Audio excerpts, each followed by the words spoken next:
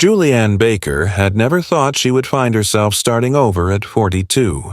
A successful manager at a well-known restaurant in downtown Boston, she had spent years working long shifts, balancing the chaos of service with the rigid expectations of wealthy clientele. In many ways, the fast-paced life of the city had shaped her. She was efficient, resilient, and accustomed to solving problems on the fly. Yet, deep inside, she had always dreamed of something quieter, something rooted in the kind of stability that her transient urban existence had never truly offered. When the opportunity finally presented itself, Julianne didn't hesitate.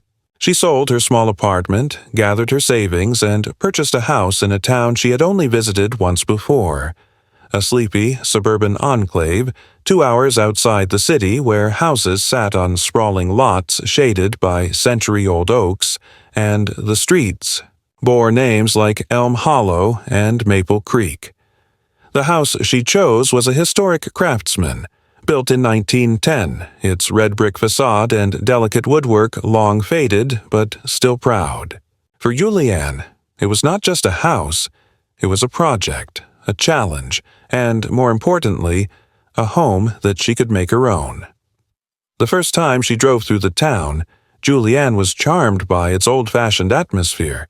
There were no big-box stores, no glaring neon signs, just a quaint main street with a bakery, a hardware store, and a diner where the same old men seemed to always occupy the corner booth. It seemed perfect, the kind of place where a woman could disappear from the pressures of her former life, restore an old home, and maybe, if she was lucky, finally find some peace. The house itself needed work, but Julianne welcomed the challenge.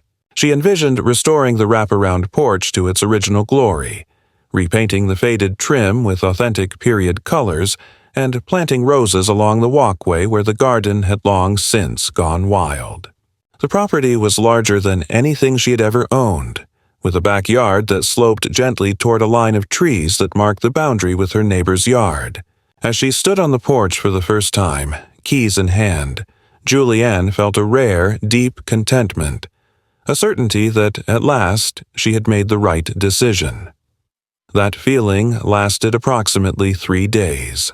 The first sign that not everything would be as idyllic as she had hoped came in the form of a knock at her door on a quiet Sunday morning. Still in her paint-streaked jeans and an old sweatshirt, Julianne answered to find a woman standing on the porch, holding a clipboard. She was heavy-set, with tightly permed gray hair and a broad, almost forced smile that barely masked the sharp glint in her eyes. She introduced herself as Karen Dillon, head of the neighborhood's homeowners association. Julianne remembered blinking, confused. She had reviewed all the paperwork before buying and had found no mention of mandatory HOA membership. Karen quickly clarified that, while the association was technically voluntary, all residents were strongly encouraged to adhere to its guidelines for the good of the community.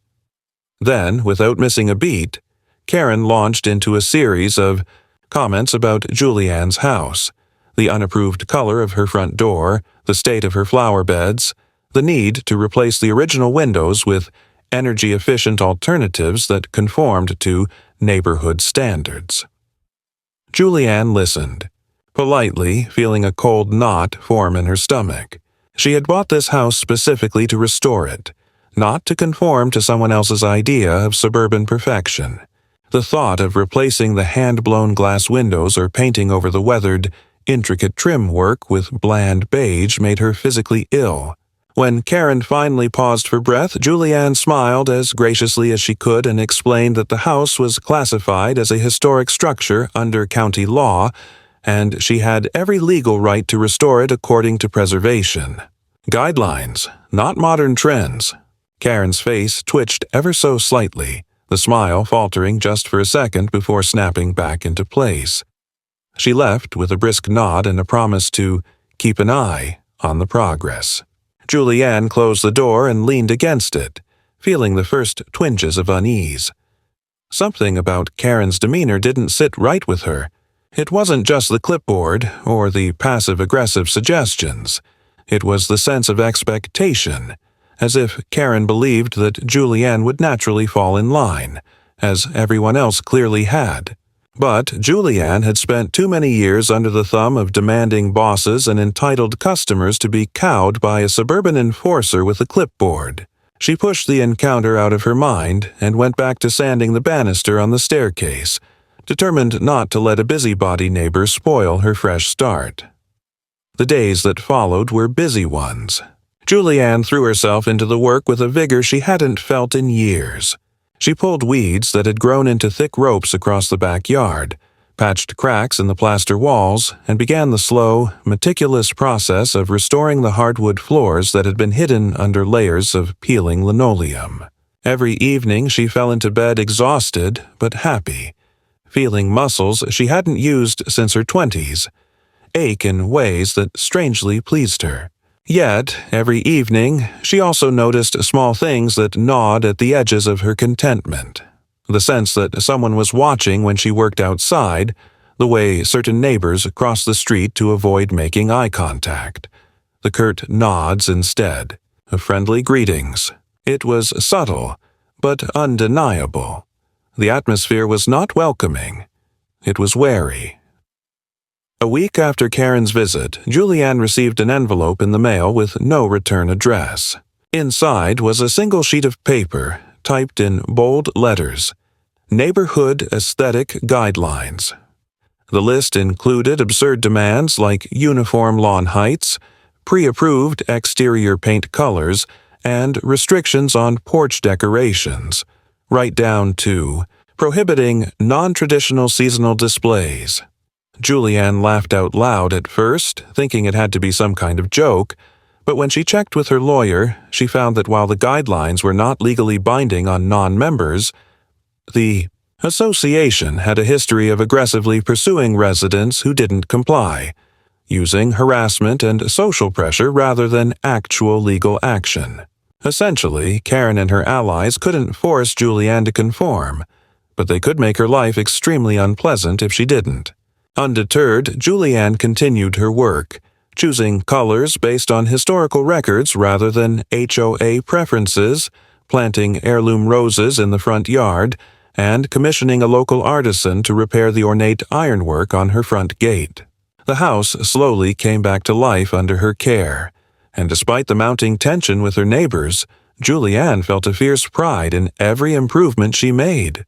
She told herself that the best response to petty meddling was success, that once the house was finished, even the most narrow-minded busybodies would have to admit she had improved the neighborhood, not harmed it. She clung to that hope even as the subtle hostilities escalated. Anonymous notes tucked under her door suggesting she move somewhere more suitable, mysterious delays in utility services, a trash can knocked over in the night. Julianne kept meticulous records of every incident on the advice of her lawyer and tried to stay focused. She refused to respond to provocations, knowing that any angry reaction could be used against her. But it wore on her. The isolation, the constant low-grade hostility, the feeling of being under siege in the very place she had chosen for its supposed peace, it all chipped away at her optimism. The house was becoming a fortress in more ways than one, and though she hated the idea, Julianne began to realize that surviving here would take more than hard work and good intentions. It would take strategy, resilience, and a willingness to fight for the life she had built. And just as she was steeling herself for a long, quiet war of attrition, Karen Dillon made her next move, a move so brazen, so reckless, that it would shatter any illusions Julianne still harbored about the kind of neighborly conflict she was facing. The battle for her home and her future was about to turn violent. Julianne tried to ignore the gathering unease that clung to the edges of her mind like damp fog. She had known, on some level, that resisting Karen Dillon would not go unnoticed or unanswered, but she had underestimated the sheer persistence and pettiness that her neighbor would bring to the fight. It started with small, almost laughable annoyances. One morning, Julianne found a bright orange warning sticker slapped onto her front gate, reading, "Non-compliant exterior." There was no official seal, no issuing authority listed, just bold black letters and cheap adhesive that left a sticky residue when she peeled it away. The next week, a man in a neon vest appeared unannounced on her property, claiming to be from the city's code enforcement office, here to inspect her porch railing for safety violations. Julianne, who had already checked the legality of her renovations thoroughly, demanded to see his identification. The man muttered something about a mix-up and left without showing any credentials. When she called the city offices later, they confirmed no inspector had been scheduled for her address. It was clear. Karen was no longer satisfied with passive-aggressive notes. She was escalating to direct, though unofficial, action. Julianne knew she had to act carefully. She documented every incident meticulously. Photographs of the sticker, a written account of the fake inspection, even audio recordings of conversations when she could discreetly capture them. Her attorney, a meticulous woman named Linda Carver, advised her to keep building a record. "They want you to lose your temper," Linda said during one meeting at her office, tapping a manicured nail against the stack of printed emails and incident reports Julianne had brought. "They want you to lash out so they can paint you as unstable. Stay calm. Stay methodical. We are building a wall of evidence they will not be able to climb." Julianne followed that advice with a discipline she hadn't known she possessed. When, a few days later, a delivery truck pulled into her driveway and attempted to unload a 10-foot roll-off dumpster she had never ordered, she refused to sign any paperwork and made sure to photograph the confused driver's manifest, which listed her address but no valid order number. The company later confirmed that the request had been made anonymously. When her water service was mysteriously interrupted for half a day due to a scheduled maintenance that only affected her property, Julianne calmly filed a complaint with the Utilities Commission. Each incident, isolated, could be explained away as a mistake or coincidence. Together, they formed a pattern, a slow, grinding war of attrition designed to exhaust her into compliance or departure. The true breaking point came on a chilly evening in late September. Julianne was sitting in her living room, reviewing color swatches for the final phase of her restoration project, when a loud thud echoed from the front porch. She jumped up, heart pounding, and cautiously approached the window. Through the sheer curtain, she could make out the shadowy outline of something large propped against the front door. She hesitated for a moment, then switched on the porch light and opened the door just enough to see. Leaning against the frame was an enormous, gaudy, "For Sale by Owner" sign, complete with a phone number scrawled across it in black permanent marker. Beneath the sign, taped to the welcome mat, was a handwritten note. "Time to move on before things get worse." Julianne's hands shook with anger as she pulled the sign down and ripped the note free. She knew exactly who had done this, even if she couldn't yet prove it. This latest stunt pushed her to take even stronger steps. The next morning, she retained a second attorney specializing in property disputes, and together they filed for an official restraining order against Karen Dillon. The process was not quick. It required submitting the extensive documentation Julianne had gathered, obtaining sworn affidavits from witnesses, neighbors who had seen strange vehicles loitering near her house or workers attempting to access her property without authorization, and attending a preliminary hearing where Karen, summoned by legal notice, would have a chance to respond. Julianne knew that obtaining the order would not magically fix the situation, but it would be a formal, enforceable boundary. It would send a message. She was not going to be bullied out of her home. Karen did not take the news well.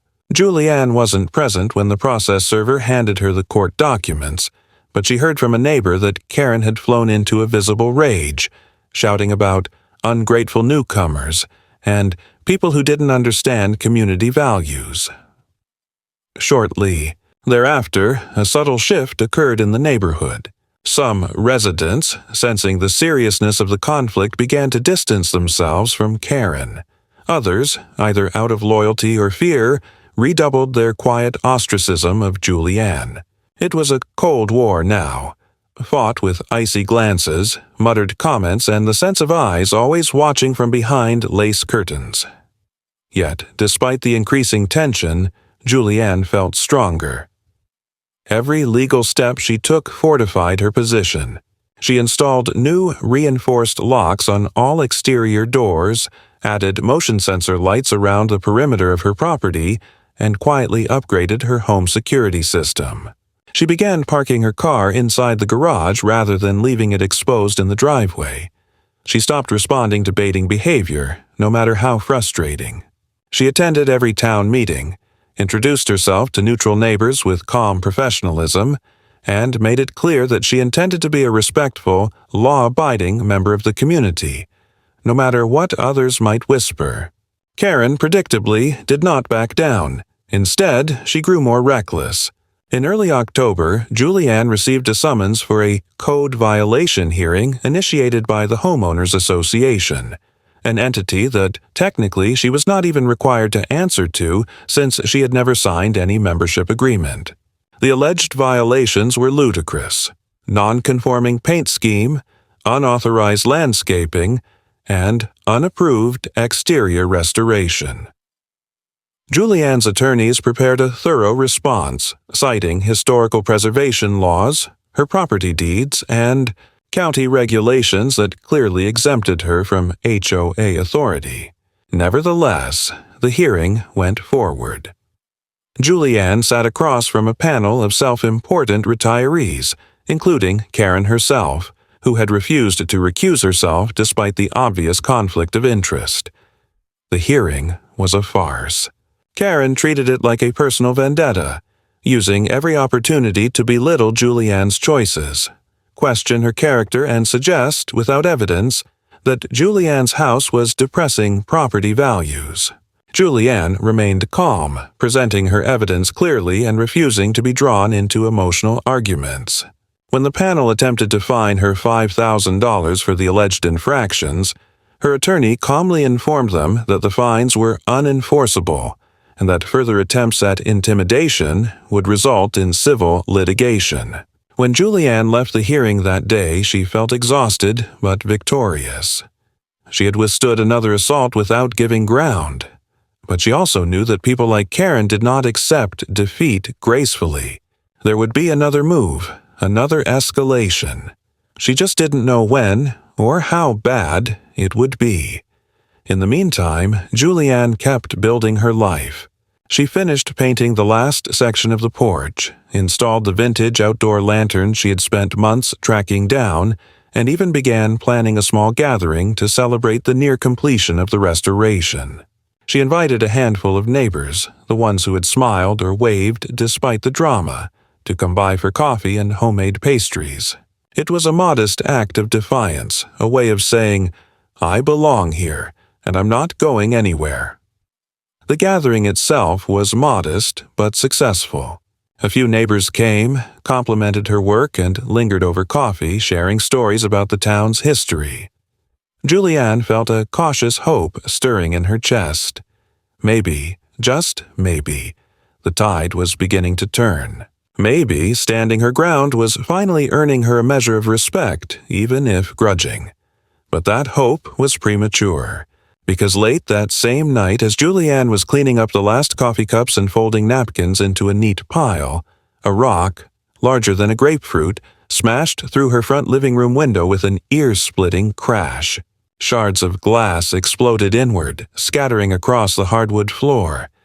Julianne dropped the plates she was holding, her heart slamming into her ribs as she ducked instinctively. She crouched behind the kitchen island, trembling, waiting to hear if there would be another attack. The house settled into silence except for the sound of the autumn wind rattling through the broken window. Julianne's mind raced. This was no prank, no petty harassment. This was violence, an unmistakable escalation that left no doubt about the danger she was now facing.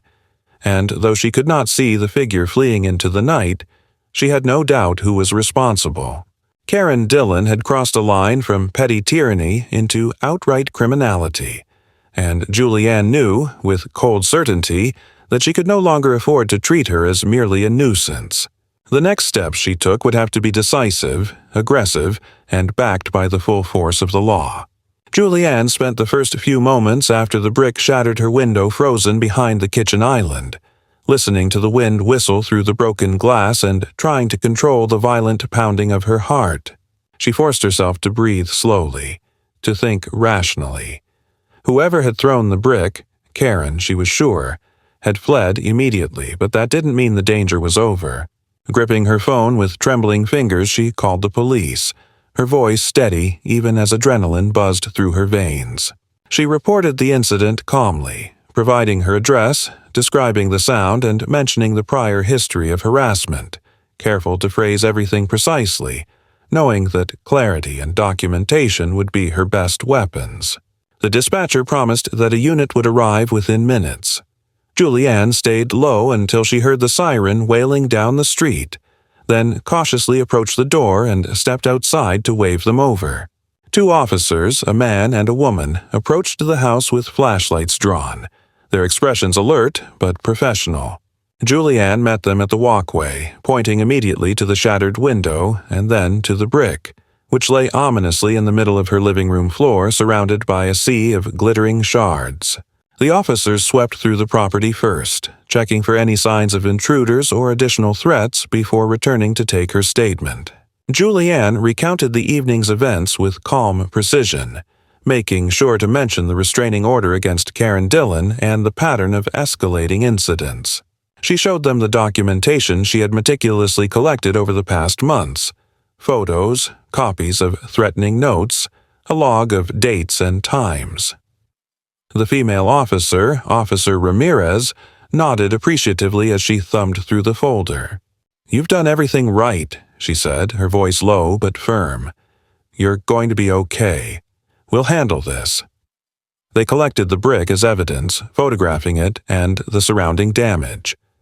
Julianne noted grimly that the brick bore no fingerprints. Karen wasn't stupid, but the police still seemed to take the situation seriously, given the history. Officer Ramirez explained that they would be filing an official incident report and recommending criminal charges for violation of the restraining order, property damage, and harassment. Julianne felt a wave of grim satisfaction. This wasn't just an ugly neighborhood spat anymore, it was criminal behavior, and it would be treated as such. Despite the officer's reassurance, Julianne didn't sleep that night. She cleaned up the broken glass herself, refusing to leave her living room vulnerable, and boarded up the window with a sheet of plywood she scavenged from the garage. Every creak of the old house, every rustle of leaves outside, set her nerves on edge. She finally collapsed onto the couch around dawn, fully dressed, a baseball bat lying across her lap, unwilling to leave herself unprotected even for a moment. The following morning, Julianne's attorney, Linda Carver, arrived at the house with a grim expression and a steaming cup of coffee in each hand. They sat together at the kitchen table, the plywood-covered window casting a strange pallor over the room, and went over the legal steps to come. Linda explained that now that there was physical violence involved, the restraining order could be upgraded to a full protective order, and additional criminal charges would be filed. Linda had already contacted the county prosecutor's office, pushing for immediate action. "You are not alone in this," Linda said, her hand briefly covering Julianne's. "And this time, there are consequences she can't wriggle out of." True to her word, within 48 hours, police officers arrived at Karen Dillon's home with a warrant for her arrest. Julianne watched from her upstairs window as the scene unfolded. Karen, dressed in a garish floral housecoat and slippers, screamed at the officers from her front porch, her voice carrying all the way down the quiet street. She accused them of targeting her, of falling for lies, of conspiring against her. Her face was red with fury, her bulk shaking with rage. When the officers tried to handcuff her, she resisted, slapping at their hands, staggering backward into the screen door with a loud crash. It took both officers to subdue her, wrestling her hands behind her back as she continued to shriek and curse, threatening lawsuits and divine retribution alike. Neighbors emerged from their homes to watch the spectacle unfold. some openly gawking, others filming discreetly from behind curtains. It was the first time Julianne had seen Karen truly lose control, and the sight filled her not with triumph but with a weary sadness. Whatever sense of superiority Karen had once clung to was now shattered as completely as Julianne's window. Karen was booked into the county jail and charged formally with multiple offenses: violation of a protective order, vandalism, harassment, and resisting arrest. Bail was set high enough that she could not easily pay her way out, at least not immediately. Linda advised Julianne to stay cautious. Karen's influence, though diminished, was not entirely broken, and to continue documenting everything meticulously. Meanwhile, Julianne's insurance company sent an adjuster to inspect the damage. The window, being an original leaded glass piece from 1910, would cost a fortune to replace with an authentic replica, but Julianne was determined not to cut corners. If anything, Karen's attack had strengthened her resolve to restore the house properly, to honor its history, and to refuse to let fear dictate her decisions. In the days that followed, the atmosphere in the neighborhood shifted palpably. Neighbors who had once crossed the street to avoid speaking to Julianne now offered tentative waves and nods. A few even stopped by, under the pretense of offering sympathy for the broken window, but with a thinly veiled curiosity about the arrest. Julianne answered politely but guardedly, refusing to indulge in gossip or schadenfreude. She knew that while some might genuinely regret their previous silence, others were simply recalibrating their social alliances, sensing a shift in power. She did not trust them, but she accepted their tentative overtures for what they were: small cracks in the wall of isolation that Karen had worked so hard to build around her. One afternoon, about a week after Karen's arrest, Julianne received a letter delivered by hand, slipped under her front door. It was from the interim president of the Homeowners Association, a mild-mannered man named Stephen Keller, apologizing for the unfortunate events and inviting her to attend the next association meeting as an honored guest. Julianne laughed aloud when she read it. Just weeks ago, she had been treated like a pariah. Now, with Karen out of the picture and legal troubles looming over the association for their previous complicity, they were eager to rehabilitate their image, and hers along with it. Julianne debated whether to attend. Part of her wanted to refuse, to reject their sudden friendliness as opportunistic and hollow, but another part recognized that if she truly wanted to secure her place in the community, to ensure that no one else could rise up in Karen's place and continue the campaign against her, she needed to be seen and heard. She needed to assert her right to be there, not just legally but socially.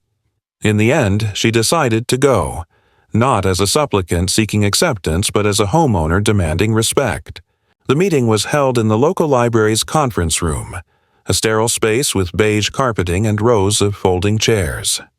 Julianne arrived early, dressed sharply but conservatively, and took a seat near the front. Stephen Keller opened the meeting with a nervous cough and quickly moved through mundane agenda items: updates on street repairs, a reminder about Halloween decorations, a proposal for a new community bulletin board. When it came time for new business, Stephen hesitated, then gestured awkwardly toward Julianne. "We want to welcome our newest neighbor, Miss Julianne Baker," he said. There was scattered applause, more polite than enthusiastic. Julianne rose, feeling dozens of eyes on her, and spoke briefly but firmly. She thanked the board for the invitation, expressed her appreciation for those who had supported her restoration efforts, and reiterated her commitment to preserving the historic character of her home, and, by extension, the neighborhood.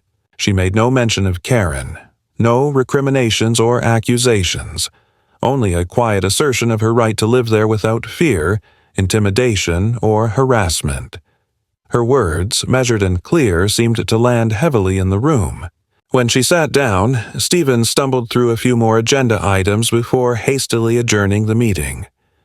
As she left the library, Julianne felt a sense of closure, if not quite triumph. She had endured more than she had ever anticipated when she first set eyes on the old craftsman house, but she had not been defeated.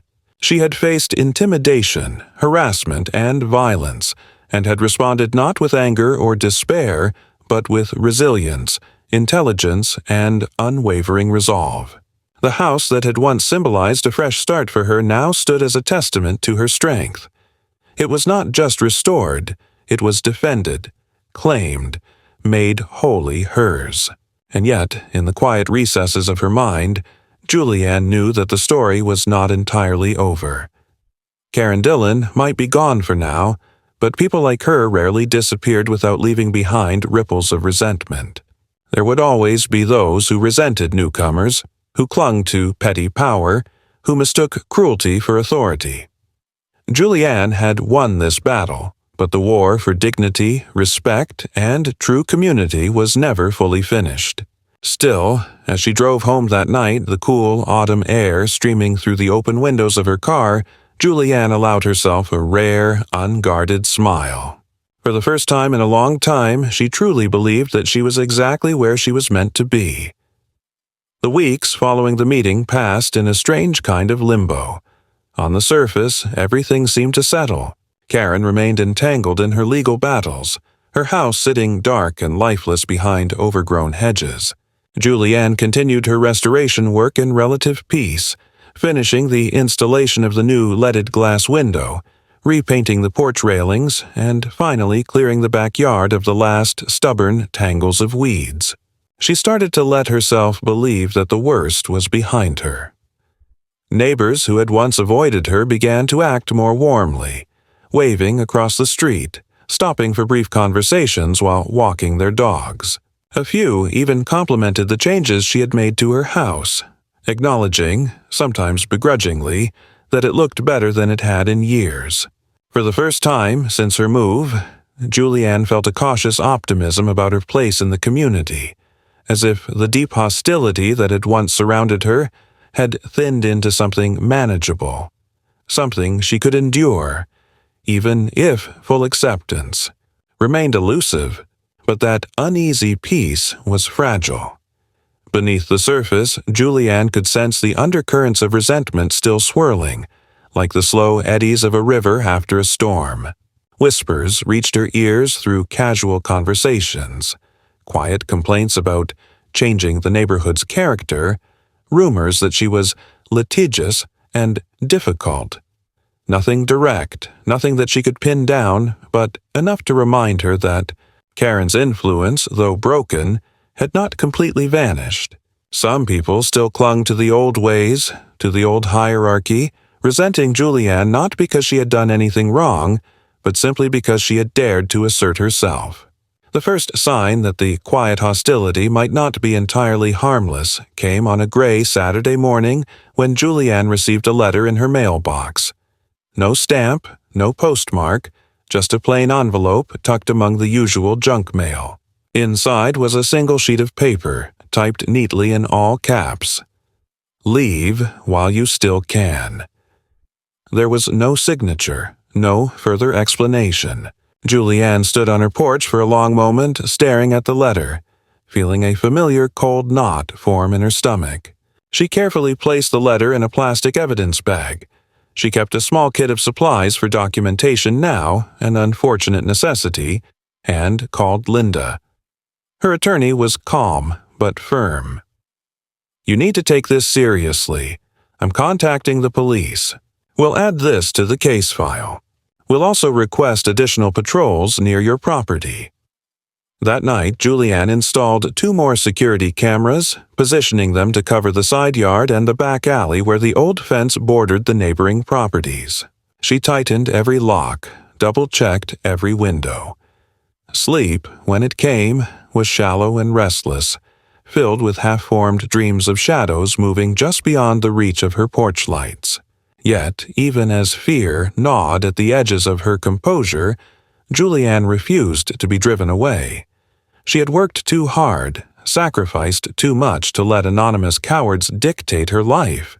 Days passed without incident, and Julianne tried to tell herself that the letter was an isolated act of desperation, a last-ditch attempt to intimidate her before finally giving up. She buried herself in her work, repainting the crown moldings in the living room, stripping the last layers of chipped varnish from the antique staircase banister, restoring the house inch by inch to its former beauty.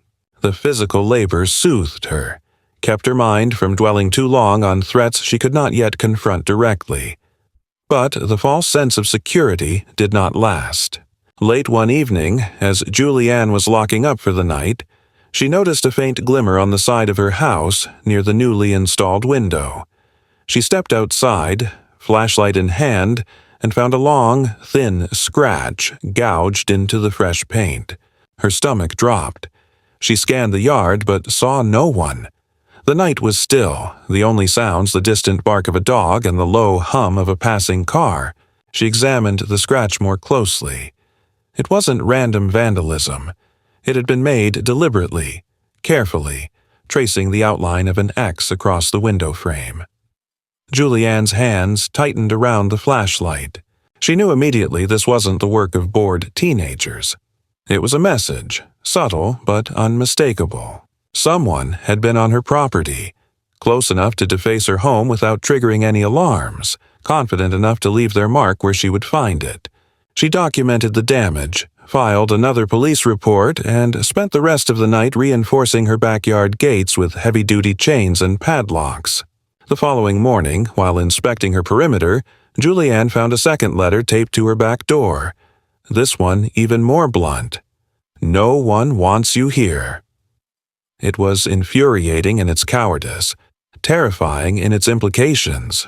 Someone was willing to trespass onto her property in the dead of night, risking arrest, just to rattle her.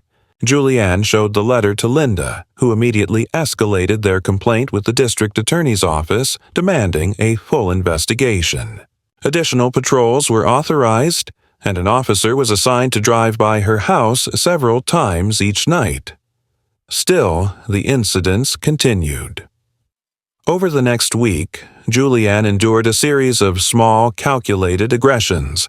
Her trash cans were overturned in the early hours of the morning, their contents scattered across her driveway. Someone dumped a bag of nails at the end of her walkway, hoping perhaps that she would step on them or puncture her tires. Once, she came home to find that someone had thrown raw eggs at her garage door, the sticky remnants congealing in the autumn sun. None of it was serious enough to warrant immediate action by the authorities, but taken together, it was clear. She was being targeted in a campaign of psychological warfare designed to wear her down, to make her afraid, isolated, and desperate, enough to leave. And yet, Julianne refused to give them that satisfaction. She met every act of vandalism with stoic resolve, documenting everything, cleaning up quickly, refusing to show fear. She strengthened her connections with the few allies she had in the neighborhood, inviting them for coffee, attending community events, presenting herself as a calm, reasonable presence in the face of rising tension. She made it clear, by her actions if not her words, that she was there to stay. It was during one of these quiet evenings, sipping coffee with her neighbor Margaret, an elderly widow who had lived on the street for over 40 years, that Julianne finally learned the truth about what she was facing.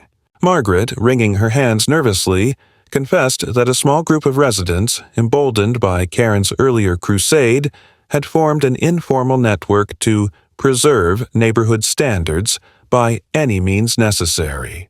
Margaret had overheard snippets of conversation, veiled threats, discussions of ways to make life uncomfortable for unwanted newcomers.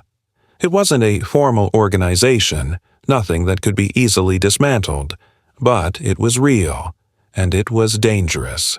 Julianne listened carefully, her mind racing. This wasn't just one bitter woman acting out of spite, it was a coordinated effort, fueled by fear, bigotry, and a desperate clinging to a past that was slipping away. And while Karen had been the ringleader, others had stepped eagerly into the void she left behind. Armed with this new knowledge, Julianne realized she needed to adapt her strategy. legal avenues alone would not be enough. She needed to shift the battlefield, to expose the network's cowardice to the wider community without stooping to their level. With Linda's help, she began working quietly behind the scenes, gathering affidavits from sympathetic neighbors, preparing a formal complaint to the city council, and documenting the pattern of harassment as part of a broader civil rights violation.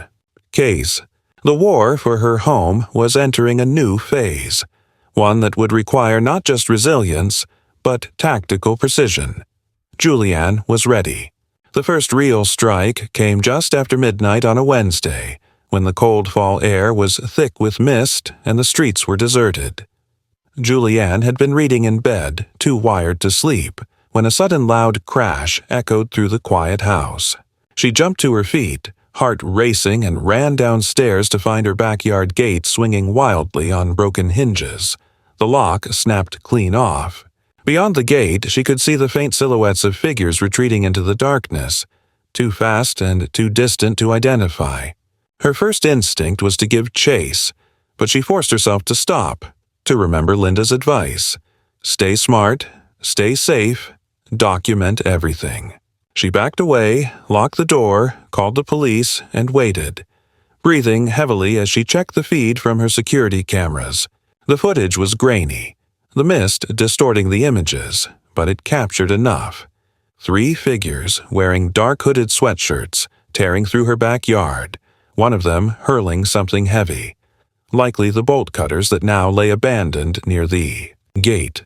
When the officers arrived, they were brisk and professional, securing the scene, photographing the damage, reviewing the footage. They promised to escalate the matter, given the ongoing harassment, but Julianne knew better than to expect immediate results. The wheels of justice turned slowly, especially in a small town where everyone knew everyone else and grudges could span decades. Still, she pressed charges for trespassing and destruction of property, adding to the growing case file. She also upgraded her security system again, installing heavier locks, reinforcing her fences, and setting motion-triggered floodlights to cover every blind spot.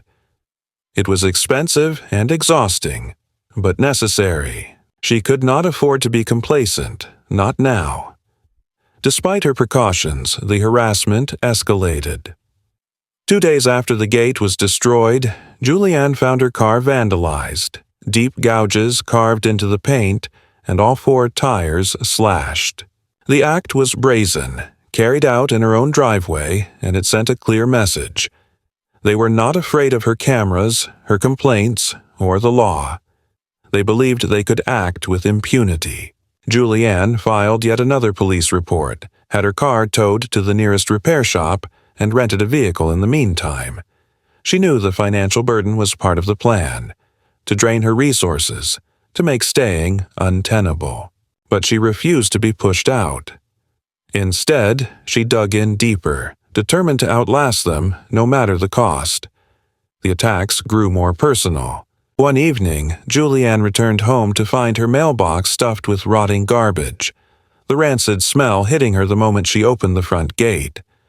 Another night, someone threw a dead squirrel onto her porch, its small body twisted grotesquely. She cleaned up each mess without a word, without giving the perpetrators the satisfaction of seeing her anger. Yet inside, the constant tension was taking its toll. She slept fitfully, ate little, and found herself jumping at every unexpected noise. She lived in a state of perpetual vigilance, always waiting for the next blow to fall. Through it all, she continued working with Linda to build her case. They gathered every scrap of evidence, every witness statement, every police report, weaving a damning narrative of systematic harassment. Linda filed a civil lawsuit against several individuals tied to the association's leadership, accusing them of conspiracy, harassment, and violation of property rights. The move was risky. It exposed Julianne to counterattacks, to further isolation, but it was necessary. She could not fight a shadow war forever. She needed to bring her enemies into the light, force them to answer for their actions before a court of law. The lawsuit had an immediate effect. Some neighbors, realizing they could be implicated, began distancing themselves from the core conspirators. Whispers reached Julianne's ears of secret meetings, panicked discussions about legal liability. She knew fear when she saw it, and it gave her hope. She wasn't just surviving, she was turning the tide, but victory, if it came, would not come easily. The backlash was swift and brutal. A week after the lawsuit was filed, Julianne woke to find the words, "Get out," spray-painted across her garage door in thick black letters. It was crude and childish, but chilling nonetheless. She called the police yet again, filed yet another report, and spent the afternoon scrubbing the hateful message away. That night, unable to sleep, she sat in her living room with all the lights off, watching the street through a narrow gap in the curtains. Around 2 in the morning, she saw a shadowy figure approach her driveway, crouch briefly, and then retreat. She waited 10 minutes, then went outside and found a bundle of firecrackers taped together and left just outside the garage door, rigged with a crude homemade fuse.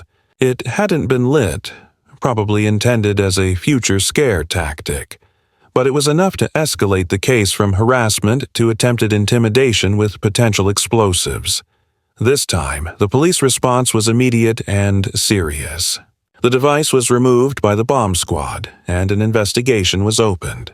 Julianne pressed charges with renewed vigor, her attorney pushing the district attorney's office to treat the harassment as part of a larger pattern of organized criminal activity rather than isolated incidents. It was a bold move, one that drew sharp criticism from some corners of the community, but it also galvanized support from others. Neighbors who had previously stayed silent began to come forward, offering statements, security footage, and quiet words of encouragement. The tide was shifting, slowly but surely. Still, the danger remained. One night, as Julianne was locking up, she heard a series of sharp metallic clicks from the side of the house. She grabbed her flashlight and crept to the window, heart hammering. She caught a glimpse of someone fumbling with the side gate before they fled into the darkness. The next morning, she found the padlock sawed halfway through, the chain dangling loose. They were getting bolder, more desperate. She reinforced the gate again, added another layer of security, and filed another report. It felt like trying to hold back a flood with sandbags, but she refused to give up an inch. Meanwhile, the legal battle raged on. Depositions were scheduled, evidence was exchanged, and the court date loomed closer. Julianne prepared for trial with the same meticulousness she had brought to restoring her home, knowing that her credibility would be under attack, that every word she spoke would be scrutinized. Linda coached her tirelessly, drilling her on testimony, helping her anticipate the tricks and tactics the defense would use. It was exhausting work, but it gave Julianne a sense of control, a weapon against the helplessness that had haunted her for so long. The night before the first court appearance, Julianne received another anonymous letter, slid under her front door. It contained no threats, no insults, just a single sentence typed neatly in the center of the page. "You will never belong here." She read it twice, then folded it carefully and placed it in her evidence folder. She didn't cry. She didn't rage. She didn't even flinch. She had come too far to be broken by words. The next morning, Julianne dressed carefully. A simple dark suit, minimal jewelry, hair pulled back. She arrived at the courthouse early, accompanied by Linda and a few steadfast neighbors who had chosen to stand with her. The courtroom was small, the wooden benches worn smooth by decades of use, the air thick with tension. Across the aisle sat the defendants, former association members, and a handful of others, their faces tight with anger and fear. Julianne met their glares with steady, unblinking calm. When her name was called, she rose, walked to the witness stand, and told her story. She spoke of the harassment, the vandalism, the threats, the fear that had become her constant companion. She presented her evidence, answered questions calmly and precisely, refusing to be rattled by the defense's attempts to paint her as difficult or combative. She laid bare the truth, methodically, inexorably, piece by piece. As she testified, Julianne felt the weight of the past months lift from her shoulders, replaced by something sharper, stronger. Not vengeance, not bitterness, just an unyielding commitment to see this fight through to the end. The days following her testimony blurred together in a haze of depositions, hearings, and endless meetings with attorneys, each session chipping away at the facade her enemies had so carefully built. The defendants' strategy shifted as they realized Julianne's evidence was airtight. Their stories began to contradict each other under questioning, and the courtroom tension thickened with every lie exposed. Julianne sat through it all, silent and composed, her face betraying none of the turmoil roiling inside. She knew better than to celebrate early.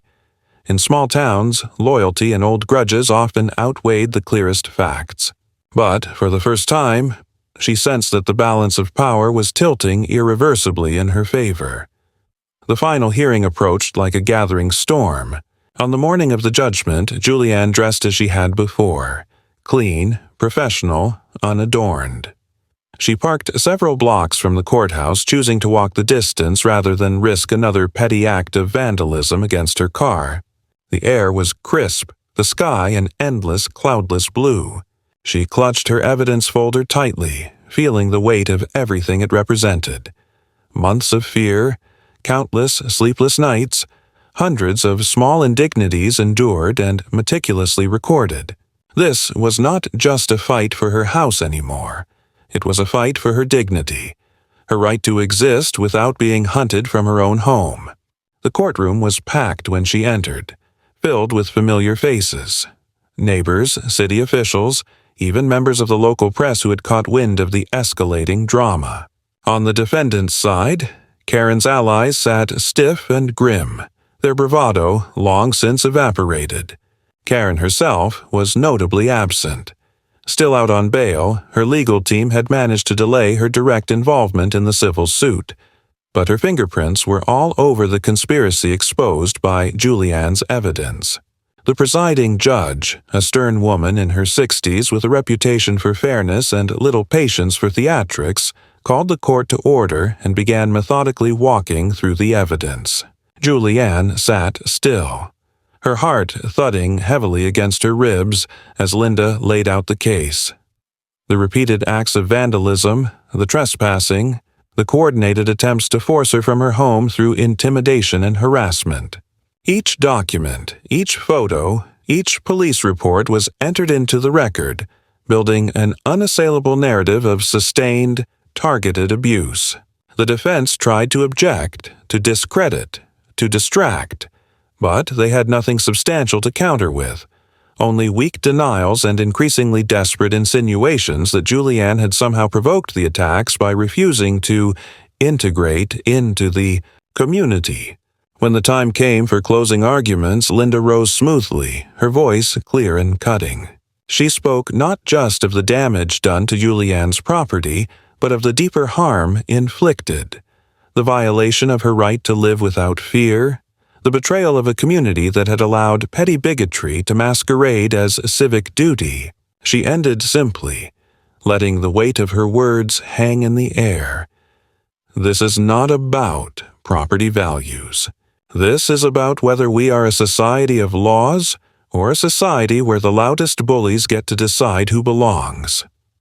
The judge recessed for deliberation, but it did not take long.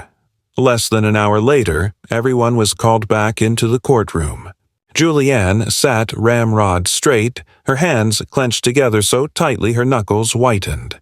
She barely heard the formalities as the judge began to speak, but her focus sharpened when the key words came: judgment in favor of the plaintiff. The room seemed to tilt slightly, the breath catching painfully in Julianne's chest.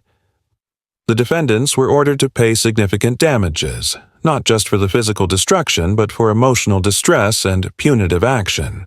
More importantly, a permanent injunction was issued against further harassment, and the court referred the entire matter for criminal investigation into conspiracy and property intimidation, with Karen Dillon's name prominently listed among those two. be scrutinized. The verdict hit like a hammer, reverberating through the courtroom.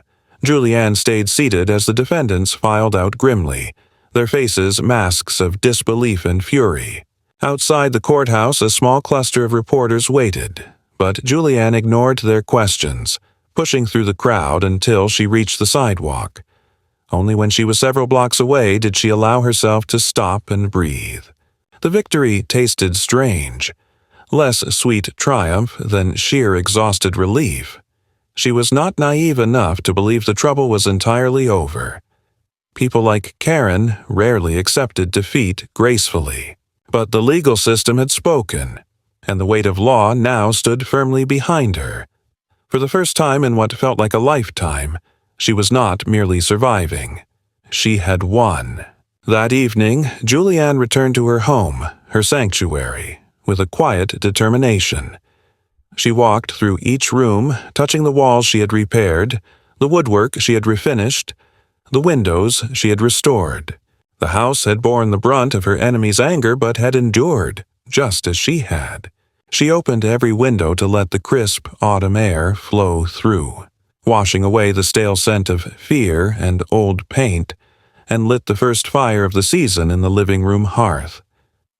Neighbors began to arrive, quietly at first, hesitant but genuine. Margaret from next door brought a plate of homemade cookies. Stephen Keller, the interim association president, stopped by with a tentative offer to start fresh. Others followed, some apologizing for their silence during her struggle, others simply expressing relief that justice had been served. Julianne accepted their words with grace but kept a careful emotional distance. Trust would not be rebuilt overnight, if at all. Late into the night, as the fire crackled low and the guests trickled away, Julianne stood on her porch looking out at the street. The air was cold and the stars sharp and bright against the black velvet sky. She thought about everything she had endured, the countless ways they had tried to break her, and the countless ways she had refused. The battle had scarred her in ways she was only beginning to understand, but it had also revealed a core of strength she had never fully realized she possessed. Karen Dillon was finished. Whatever hold she had over the neighborhood was broken. The network of cowards and bullies that had thrived under her shadow was exposed, dismantled piece by piece. Julianne had reclaimed her home, her dignity, her future. And though she knew there would always be challenges ahead, she faced them now not with fear, but with hard-won confidence. She closed her eyes for a moment, breathing deeply, letting the night settle around her. The old house behind her, battered but unbowed, stood as a testament to survival. Not just hers, but the survival of fairness, of basic decency, against those who would tear it down for petty, selfish reasons. She smiled, a small, private smile, and stepped back inside, bolting the door with a sense of finality. No one would ever drive her from this place again. Not with lies, not with threats, not with bricks through the window in the dead of night. Julianne Baker had not just weathered the storm. She had become the storm. The weeks after the verdict unfolded in a slow, steady rhythm that felt almost alien in its calmness. The barrage of harassment that had once defined Julianne's life vanished as if it had never existed, leaving behind a strange quiet that she struggled at first to trust. The house that had once felt like a fortress under siege slowly transformed back into a home.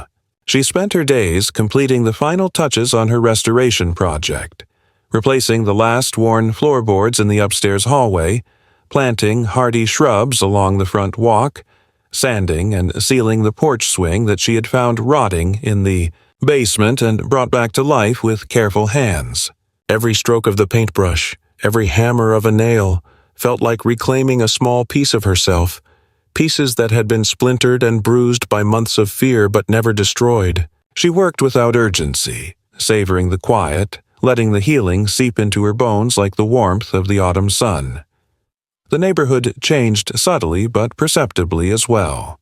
Without Karen Dillon's heavy hand pressing on their shoulders, people seemed lighter, more willing to meet Julianne's gaze, to greet her without hesitation. Stephen Keller, who had been named the Permanent Association president after a hurried election, approached Julianne one Saturday morning with a formal invitation to join the association's advisory committee, a newly created group designed to ensure transparency and fairness. Julianne considered it carefully, weighing the desire to protect her hard-won peace against the need to make sure no one like Karen could ever rise again unchecked. In the end, she accepted, setting strict boundaries on her involvement, determined to help rebuild the community without losing herself in it. The scars of the battle remained, of course. Julianne often found herself double-checking the locks before bed, scanning the street for unfamiliar cars, listening intently to small noises that once would have gone unnoticed. She knew it would take time for that vigilance to fade, if it ever truly did. But those scars were not signs of weakness. They were reminders of what she had endured and overcome. She carried them not with shame, but with quiet pride. One crisp Sunday afternoon, she decided to host a small gathering for the few neighbors who had stood by her during the darkest times, and those who had, belatedly but sincerely, reached out afterward. She baked for days, filling the house with the smells of cinnamon and fresh bread, polishing the old silver she had inherited from her grandmother, hanging simple autumn wreaths on the doors. The day of the gathering dawned bright and cold, the sky a hard, brilliant blue, the trees ablaze with crimson and gold. People trickled in slowly, bearing casseroles and pies, bottles of wine, and fresh flowers. Julianne welcomed each of them warmly but without pretense, refusing to pretend that the past had not happened, but also refusing to let it define the present. They gathered in the backyard, around a fire pit she had built herself, sipping hot cider and laughing awkwardly at first, then more freely as the evening wore on. Stories were shared, memories rekindled, tentative bridges rebuilt. At one point, Margaret, her elderly neighbor, approached Julianne with a glass of cider in hand. She stood silently for a moment, staring into the fire before speaking. "You did something important here," she said quietly. "Most of us were too scared to even think about standing up to her. You made it possible for the rest of us to breathe again." Julianne did not know what to say to that, so she simply nodded, accepting the words for what they were. A rare, honest acknowledgement of a battle hard fought and harder won. Later, after the guests had gone and the fire had burned down to glowing embers, Julianne sat alone on her back porch, wrapped in a thick wool blanket, a cup of cooling cider in her hands. She listened to the quiet rustle of leaves, the occasional bark of a distant dog, the soothing, familiar sounds of a neighborhood at rest. She thought about the journey that had brought her here, the dreams that had led her to buy the old house, the nightmare that had almost driven her away, and the strength she had discovered within herself when standing her ground had seemed impossible. She knew she would never be the same woman who had arrived on that first day, full of naive hope and excitement. She was stronger now, wiser, tempered by fire but not hardened into bitterness. She had seen the worst her community could offer and had refused to let it defeat her. And in doing so, she had found something more valuable than the acceptance of her neighbors or the satisfaction of victory. She had found herself unshakable, unyielding, and unapologetically present. The old house stood solid and silent behind her, its windows glowing softly in the night, a silent sentinel watching over its owner. It was more than just timber and brick. It was a testament to perseverance, to the refusal to bow to injustice or fear. It was home, in every sense of the word. As the last ember winked out and the stars scattered like shattered glass across the sky, Julianne rose, stretched her stiff muscles, and stepped back inside. She locked the door behind her, not out of fear but out of habit, and smiled to herself. Whatever battles lay ahead, whatever storms might come, she knew she was ready, because she had already faced the worst, and she had won.